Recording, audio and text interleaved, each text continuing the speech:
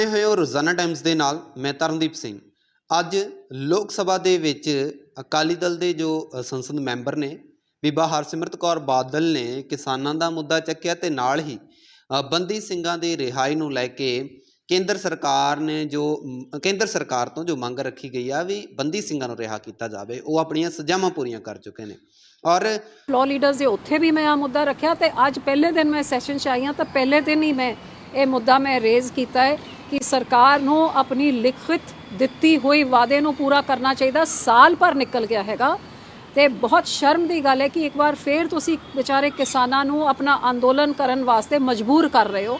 तो ये चीज़ कि सरकार दी ना जबान ते ना लिखन च उहदे उत्ते कोई कमिटमेंट ही ना होए, इस तो होर शर्मनाक सरकार वास्ते की चीज़ हो सकती है। मैम ऐसा तब जब प्रधानमंत्री ने खुद आकर घोषणा की और तमाम किसान खुशी खुशी अपने घर गए, मगर आज वो दोबारा मजबूर है कि प्रधानमंत्री की बातों का अमल नहीं हो रहा है। यही देखिए कि हालात क्या हो गए हैं कि एक तरफ केंद्र की सरकार जो 2019 में 550 साल जब हमारे गुरु नानक देव जी के थे, लिखत में गृह मंत्री ने और प्रधानमंत्री ने लिख के दिया कि जो बंदी सिख जिन्होंने अपनी सज़ा पूरी कर दी, बाय नेम उनका नाम भाई राजूआना जी का भी नाम था, कि उनको रिहा किया जाएगा। गुरु साहब के 550 साल अब और 19 के बाद अब 22 का भी गुरुपुरब निकल गया है, लेकिन आज तक उस पर बिल्कुल चुप्पी लेके बैठे हुए हैं। और यहाँ तक कि हमारे भाई देवेंद्र पाल सिंह जिनकी केजरीवाल ने फाइल दबा के रखी हुई है, वो तो केंद्र की सरकार ने नहीं, केवल आम आदमी की सरकार ने एक फ़ाइल में एक दस्तखत करना है, लेकिन उसको भी दबा के बैठे हुए हैं। तो ये सरकारें बोलती क्या और करती क्या है। और इसी तरह किसानों के साथ आप देखिए, बेचारे किसानों को 1.5 साल उनको आंदोलन करने पे मजबूर किया। जो कानून बहुत अच्छा कहते थे उसको माफ़ी मांग के वापस किया क्योंकि कानून इतना बुरा था। और फिर उनके साथ किए हुए वादे को पहले तो कहते कोई किसान शहीद ही नहीं हुआ है, कानून बहुत अच्छा है। सब चीज़ों से पीछे हट के अब उनको आंदोलन उठाने के लिए केवल यूपी के चुनाव देखते हुए कुछ भी बोल के आंदोलन उठा दिया, लेकिन 1 साल तक किए हुए वादे को पूरा नहीं करना, ये बहुत ही शर्मनाक है केंद्र की सरकार के लिए भी और दिल्ली में बैठे आम आदमी या पंजाब में बैठे आम आदमी की सरकार जो ये मुद्दे ही नहीं उठा रही है। और आज पंजाब के क्या हालात हो गए हैं वो उस पर एक अलग ही चर्चा की जा सकती है कि आम आदमी ने पंजाब को साल भर में कहाँ लाके खड़ा कर दिया है। और 5 साल पिछले पर एक कांग्रेस ने ख़राब किए और साल भर में इन्होंने तो सारे रिकॉर्ड तोड़ दिए कि पंजाब की इतनी 72 बेकार स्थिति आज तक शायद नहीं थी 80 के दौर के बाद जो अब हो रही है। भाई लॉ एंड ऑर्डर एक बड़ा सवाल है, लोग मारे जा रहे हैं, ਜਿਹੜੇ ਗਨਮੈਨ ਜਿਨ੍ਹਾਂ ਨੂੰ ਸੁਰੱਖਿਆ ਦਿੱਤੀ ਉਹਨਾਂ ਨੂੰ ਵੀ ਮਾਰਿਆ ਜਾ ਰਿਹਾ ਹੈ। ਇਹਨਾਂ ਹਾਲਾਤਾਂ 'ਚ ਪੰਜਾਬ ਨੂੰ ਕਿਵੇਂ ਦੇਖਦੇ ਹੋ? पिछले साल भर च क्योंकि 10 महीने तो हो ही गए, आम आदमी दी सरकार बनन तो बाद ਜਿਹੜੀ ਬਦਲਾਵ ਦੀ ਗੱਲਾਂ ਕਰਕੇ ਲੋਕਾਂ ਨੂੰ ਵੱਡੇ ਵੱਡੇ ਸੁਪਨੇ ਦਿਖਾ ਕੇ ਜਿਹੜੀ ਇਹ ਸਰਕਾਰ ਨੇ ਪੰਜਾਬ 'ਚ ਹਾਲਾਤ ਪੈਦਾ ਕਰ ਦਿੱਤੇ ਨੇ ਉਹ ਬਿਲਕੁਲ ਸ਼ਰਮਨਾਕ ਹੀ ਨਹੀਂ ਲੇਕਿਨ ਡਰਾਵਨੇ ਹੈਗੇ। ਕਿਉਂਕਿ ਇਹੋ ਜਿਹਾ ਪੰਜਾਬ ਸਾਡੇ ਵਿੱਚੋਂ ਕਿਸੇ ਨੇ ਨਹੀਂ ਦੇਖਿਆ ਸੀ। ਇਹ ਸ਼ਾਇਦ 80 ਦੇ ਦਹਾਕੇ 'ਚ ਇਹੋ ਜਿਹੀ ਚੀਜ਼ਾਂ ਹੁੰਦੀਆਂ ਸੀਗੀਆਂ, ਲੇਕਿਨ ਅੱਜ ਲਾਅ ਐਂਡ ਆਰਡਰ ਦੀ ਜੇ ਮੈਂ ਗੱਲ ਕਰਾਂ, ਅੱਜ ਕੋਈ ਵੀ ਪੰਜਾਬ ਦਾ ਇਨਸਾਨ ਆਪਣੇ ਆਪ ਨੂੰ ਸੁਰੱਖਿਅਤ ਮਹਿਸੂਸ ਹੀ ਨਹੀਂ ਕਰ ਰਿਹਾ, ਭਾਵੇਂ ਉਹ ਕੋਈ ਕਿਸਾਨ ਹੋਏ, ਵਪਾਰੀ ਹੋਏ, ਦੁਕਾਨਦਾਰ ਹੋਏ, ਬਿਜ਼ਨਸਮੈਨ ਹੋਏ, ਹਰੇਕ ਬੰਦਾ ਡਰਿਆ ਹੋਇਆ ਇੱਥੇ ਤਾਈਂ ਕਿ ਫੋਨ 'ਚ ਕੋਈ ਅਨਨੋਨ ਨੰਬਰ ਆਉਂਦਾ ਤਾਂ ਲੋਕੀ ਫੋਨ ਤੱਕ ਆਪਦਾ ਨਹੀਂ ਚੱਕਦੇ ਕਿ ਪਤਾ ਨਹੀਂ ਕਿਹਦਾ ਰੈਂਸਮ ਕਾਲ ਆ ਜਾਊਗਾ। ਤੇ ਇਹਦੀ ਪੁਸ਼ਟੀ ਕਰਦੇ ਹੋ ਤੁਸੀਂ ਪਿਛਲੇ 8-10 ਮਹੀਨਿਆਂ 'ਚ ਪੰਜਾਬ ਦੇ ਹਾਲਾਤ ਦੇਖੋ। ਸਰਕਾਰ ਬੰਦੇ ਸਾਰੀ ਆਮ ਆਦਮੀ ਦੇ, ਮੇਰਾ ਖਿਆਲ ਮਾਰਚ ਫੈਬਰਵਰੀ ਦੇ ਮਹੀਨੇ 'ਚ ਇਲੈਕਸ਼ਨ ਹੋਈ ਤੇ ਮਈ ਦੇ ਸ਼ੁਰੂ 'ਚ ਹੀ ਇੱਕ ਰਾਕਟ ਲਾਂਚਰ ਦੇ ਨਾਲ ਜਿਹੜੀ ਜੰਗਾਂ ਲੜਨ ਵਾਸਤੇ ਚੀਜ਼ਾਂ ਇਸਤੇਮਾਲ ਹੁੰਦੀਆਂ ਨੇ ਉਹਦੇ ਨਾਲ ਇੰਟੈਲੀਜੈਂਸ ਦਾ ਹੈੱਡਕੁਆਟਰ, ਜਿਹੜਾ ਹੈੱਡਕੁਆਟਰ ਸਰਕਾਰ ਦਾ ਹੁੰਦਾ ਹੈ, ਜਿਹੜੇ ਕੁਝ ਸੂਬੇ 'ਚ ਹੋ ਰਿਹਾ ਉਹਦੀ ਇਨਫੋਰਮੇਸ਼ਨ ਪਹਿਲੇ ਪਤਾ ਲੱਗਣੀ ਚਾਹੀਦੀ ਹੈ, ਉਹਨਾਂ ਨੂੰ ਆਈ ਨਹੀਂ ਉੱਥੇ ਜਾ ਕੇ ਰਾਕਟ ਲਾਂਚਰ ਦੇ ਨਾਲ ਅਟੈਕ ਹੋਵੇ। ਤੇ ਸਰਕਾਰ ਇੰਨੀ ਸੁੱਤੀ ਪਈ ਹੈ ਕਿ ਅੱਜ 6 ਮਹੀਨੇ ਬਾਅਦ ਪੁਲਿਸ ਸਟੇਸ਼ਨਾਂ 'ਚ ਰਾਕਟ ਲਾਂਚਰਾਂ ਨਾਲ ਅਟੈਕ ਹੋ ਰਿਹਾ, ਲੇਕਿਨ ਇਹਨਾਂ ਦੇ ਕੰਨ 'ਤੇ ਜੂੰ ਤੱਕ ਨਹੀਂ ਸਰਕੀ। ਲਾਅ ਐਂਡ ਆਰਡਰ ਦੀ ਤਾਂ ਆ ਗੱਲਾਂ ਕਿ ਪਿਛਲੇ ਹਫਤੇ ਭਰ ਦੀ ਤੁਸੀਂ ਦੇਖ ਲਓ। ਪਹਿਲੇ ਜਲੰਧਰ 'ਚ ਇੱਕ ਕੱਪੜਾ ਵਪਾਰੀ ਦਾ ਦਿਨ ਦਿਹਾੜੇ, ਇਹ ਮੈਂ ਜਾਣਦੀ ਨਹੀਂ ਕਿ ਪਹਿਲੇ ਖਿਡਾਰੀਆਂ ਦਾ ਕੀ ਹੋ ਰਿਹਾ ਹੈ, ਕਬੱਡੀ ਪਲੇਅਰ ਦਾ, ਗਾਇਕਾਂ ਦਾ, ਉਹਦੇ 'ਚ ਤਾਂ ਇਹਨਾਂ ਦੇ ਰਾਜ 'ਚ ਕੀ ਕੋ ਮੈਂ ਜਾਣਦੀ, ਮੈਂ ਸਿਰਫ ਪਿਛਲੇ ਹਫਤੇ 10 ਦਿਨਾਂ ਦੀ ਗੱਲ ਕਰ ਲਾਂ। ਜਲੰਧਰ 'ਚ ਜਿਸ ਤਰੀਕੇ ਦੇ ਨਾਲ एक इस व्यापारी का दिन दिहाड़े जिन्होंने पुलिस की सुरक्षा मिली सी क्योंकि 2 महीनों तो उन्होंने रैंसम की कॉल फरौतियां वास्ते फोन आ रहे सी ਤੇ ਸਰਕਾਰ ਨੇ ਉਹਨੂੰ ਸਿਕਿਉਰਿਟੀ ਦਿੱਤੀ। ਉਹ ਸਿਕਿਉਰਿਟੀ ਦੇ ਵਿੱਚ ਜਾ ਕੇ ਨਾਲ ਉਹਨੂੰ ਵੀ ਗੋਲੀ ਮਾਰੀ ਤੇ ਨਾਲ ਪੁਲਿਸ ਨੂੰ ਵੀ ਗੋਲੀ ਵੱਜੀ। ਕੱਲ ਪਰਸੋਂ ਤੁਸੀਂ ਦੇਖ ਲਓ ਸੰਗਰੂਰ 'ਚ ਘਰ ਦੇ ਵਿੱਚ ਜਾ ਕੇ ਬੁੜੀ ਦੀ ਚੇਨ ਸਨੈਚ ਕਰ ਲਈ। ਮਤਲਬ ਹੁਣ ਘਰ ਤੋਂ ਬਾਹਰ ਤਾਂ ਅਸੁਰੱਖਿਅਤ ਤੁਸੀਂ ਹੈਗੇ, ਘਰ ਦੇ ਅੰਦਰ ਵੀ ਸੁਰੱਖਿਅਤ ਤੁਸੀਂ ਨਹੀਂ ਰਹੇ, ਕਿਉਂਕਿ ਕਿਹੜਾ ਗੁੰਡਾ ਕਿਹੜਾ ਗੈਂਗਸਟਰ ਆ ਕੇ ਤੁਹਾਡੇ ਘਰੋਂ ਆ ਕੇ ਤੁਹਾਡੀ ਚੇਨ ਖਿੱਚ ਕੇ ਲੈ ਜਾਊਗਾ। ਇਹ ਅਸੀਂ ਸਾਰੇ ਵੀਡੀਓ 'ਚ ਆਪਾਂ ਸਾਰਿਆਂ ਨੇ ਉਹ ਦੇਖਿਆ। ਸੁਨਾਮ 'ਚ ਇੱਕ NRI ਔਰਤ ਜਾ ਰਹੀ ਹੈ ਦੁਕਾਨ 'ਚ, ਉਹਦਾ ਪਰਸ ਛਿਨ ਕੇ ਲੈ ਗਏ। ਮਤਲਬ ਇਹ ਪੰਜਾਬ 'ਚ ਕੱਲ ਮੇਰੇ ਬਠਿੰਡੇ 'ਚ ਅੱਜ ਦੀ ਖਬਰ ਤੁਸੀਂ ਦੇਖ ਲਓ ਕਿ ਜਿਹੜੇ ਇੱਕ ਦੁਕਾਨ ਚਲਾਉਂਦੇ ਸੀ, ਗਰੋਸਰੀ ਦੀ ਕਰਿਆਨੇ ਦੀ ਦੁਕਾਨ ਚਲਾਉਂਦੇ ਸੀ, ਉਹ ਜਾ ਕੇ ਟੁਕੜੇ ਟੁਕੜੇ ਕਰਕੇ ਉਸ ਬਜ਼ੁਰਗ ਮਾਂ ਦਾ ਕੀ ਹਾਲ ਕਿਸ ਤਰੀਕੇ ਦੇ ਨਾਲ ਬੇਰਹਿਮੀ ਦੇ ਨਾਲ ਉਹਦਾ ਕਤਲ ਕੀਤਾ ਗਿਆ।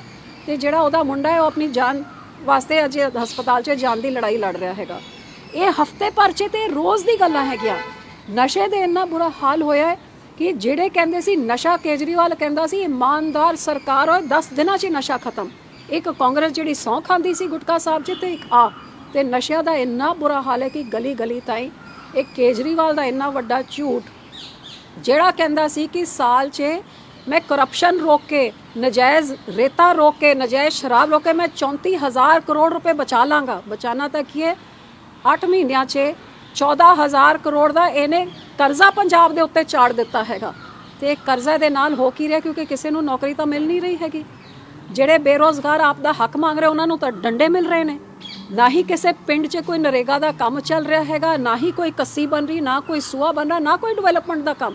ਬਲਕਿ ਜਿਹੜੇ ਇਹਨਾਂ ਨੇ ਬਿਜਲੀ ਦੇ ਵੀ ਜ਼ੀਰੋ ਬਿੱਲ ਦਾ ਡਮਰੂ ਮਾਰ ਰਹੇ ਸੀਗੇ ਗੁਜਰਾਤ ਚੋਣਾਂ ਕਰਕੇ, ਉਸ PSPCL Punjab electricity state board ਦੇ ਉੱਤੇ ਵੀ 12,000 ਕਰੋੜ ਦਾ ਕਰਜ਼ਾ ਚਾੜਤਾ। ਤੇ ਹਰ ਮਹੀਨੇ ਤਨਖਾਹ ਦੇਣ ਵਾਸਤੇ ਉਹਨਾਂ ਨੂੰ 1880 ਕਰੋੜ ਰੁਪਏ ਲੋਨ ਹਰ ਮਹੀਨੇ ਲੈਣਾ ਪੈਂਦਾ, ਕਿਉਂਕਿ ਤਨਖਾਹਾਂ ਦੇਣ ਵਾਸਤੇ ਵੀ ਪੈਸੇ ਨਹੀਂ ਹੈਗੇ।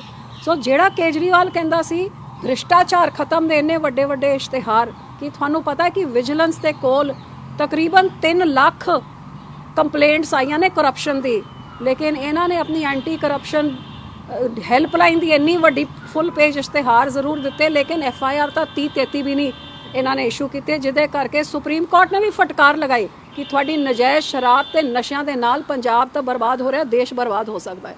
ਸੋ ਹਰ ਪੱਖੋਂ ਇਹ ਸਰਕਾਰ ਪੂਰੀ ਤਰ੍ਹਾਂ ਫੇਲ ਹੈ।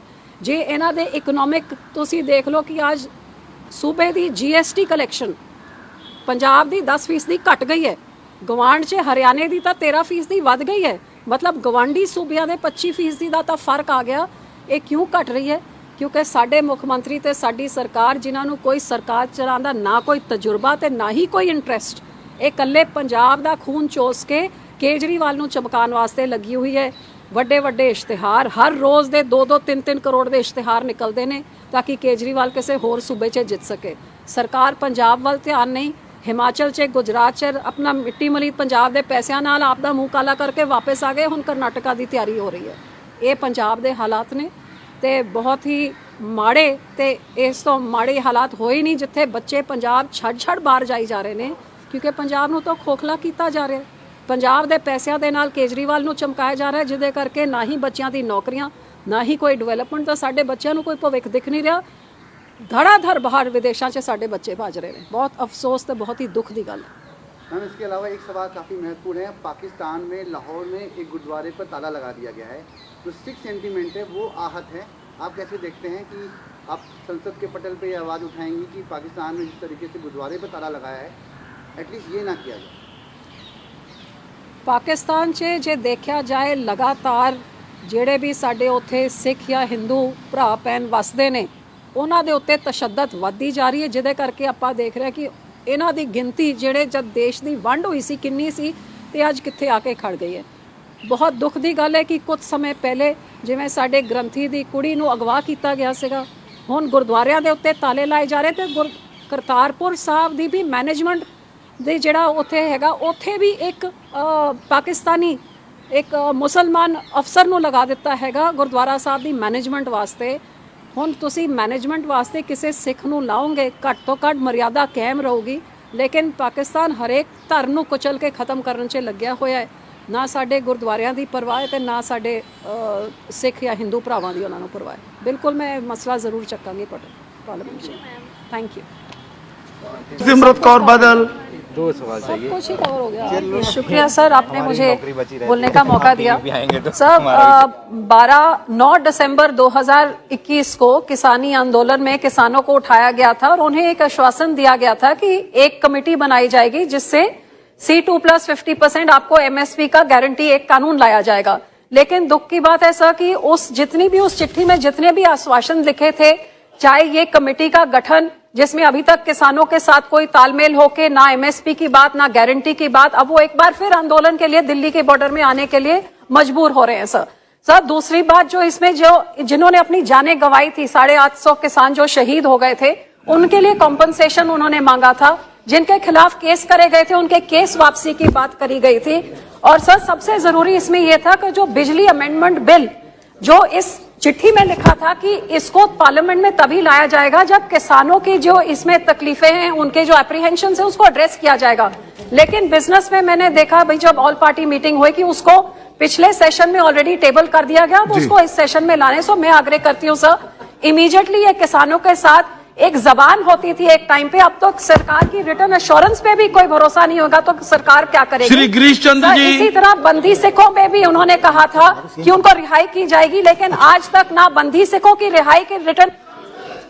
ਉੱਥੇ ਹੀ ਉਹਨਾਂ ਨੇ ਇਹ ਕਿਹਾ ਕਿ ਜੋ ਕਾਲੇ ਬਿੱਲ ਜਦੋਂ ਕਿਸਾਨੀ ਅੰਦੋਲਨ ਦੌਰਾਨ ਸਰਕਾਰ ਨੇ ਵਾਪਸ ਲੈ ਲਏ ਸੀ, ਪਰ ਕਈ ਅਜਿਹੀਆਂ ਮੰਗਾਂ ਨੇ ਜੋ ਕਿਸਾਨਾਂ ਦੀਆਂ ਹਜੇ ਤੱਕ ਪੂਰੀਆਂ ਨਹੀਂ ਕੀਤੀਆਂ। ਪਹਿਲੀ ਮੰਗ ਤਾਂ ਜੋ MSP ਔਰ ਦੂਜਾ ਜਿਹੜਾ ਲਖੀਮਪੁਰ ਖੀਰੀ ਵਿੱਚ ਕਿਸਾਨਾਂ ਤੇ ਪਰਚੇ ਹੋਏ ਨੇ ਉਹ ਨਹੀਂ ਵਾਪਸ ਕੀਤੇ ਗਏ। ਤੇ ਜਿਸ ਤੋਂ ਬਾਅਦ ਲੋਕ ਸਭਾ ਦੇ ਵਿੱਚ ਬੋਲਣ ਤੋਂ ਬਾਅਦ ਬੀਬਾ ਹਰਸਿਮਰਤ ਕੌਰ ਬਾਦਲ ਨੇ ਮੀਡੀਆ ਨਾਲ ਗੱਲਬਾਤ ਕਰਦੇ ਇਹ ਵੀ ਕਿਹਾ ਕਿ ਪੰਜਾਬ ਦੀ ਸਰਕਾਰ ਇਹਨਾਂ ਮੰਗਾਂ ਵੱਲ ਧਿਆਨ ਨਹੀਂ ਦੇ ਰਹੀ ਅਤੇ ਨਾ ਹੀ ਉਹ ਪੰਜਾਬ ਦੇ ਵਿੱਚ ਕੰਮ ਕਰ ਰਹੀ ਆ। ਅਤੇ ਉਸਨੇ ਇਹ ਵੀ ਕਿਹਾ ਅਕਾਲੀ ਦਲ ਦੇ ਵੱਲੋਂ ਮੈਂ ਗ੍ਰਹਿ ਮੰਤਰੀ ਅਮਿਤ ਸ਼ਾਹ ਨਾਲ ਮੁਲਾਕਾਤ ਕਰਾਂਗੀ ਕਿ ਬੰਦੀ ਸਿੰਘਾਂ ਦੀ ਰਿਹਾਈ ਕੀਤੀ ਜਾਵੇ।